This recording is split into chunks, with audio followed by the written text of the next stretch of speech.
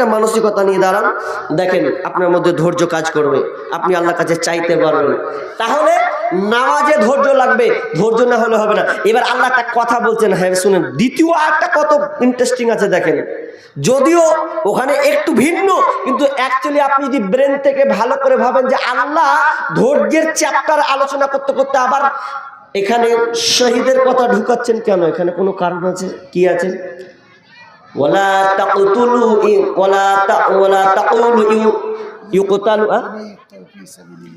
ফি সাবিলিল্লাহি বিসমিল্লাহির রহমানির রহিম ইয়া আইয়ুহাল্লাযীনা আমানু ইসতাঈনু বিস-সাবরি ওয়াস-সালাহ ইন্নাল্লাহা মা'আস সাবিরিন ওয়ালা তাকুলু লিমান ইউকতালু ফি সাবিলিল্লাহি আমওয়াতান বাল আহইয়া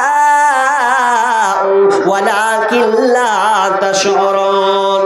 আল্লাহ সুবহানাহু ওয়া তাআলা বলেন, ওরে ওয়ালা তাকুলু লিমান ইউকতালু ফি সাবিলিল্লাহ, যারা আল্লাহর রাস্তায় কাতাল হয়েছে, আল্লাহর রাস্তায় যারা শহীদ হয়েছে, খবরদার ওদেরকে তোমরা মৃত বলো না, ওরা মারা গিয়েছে এই শব্দটা তোমরা ব্যবহার করবে না। ওরা মরেনি, ওরা মরেনি, ওরা জীবিত আছে।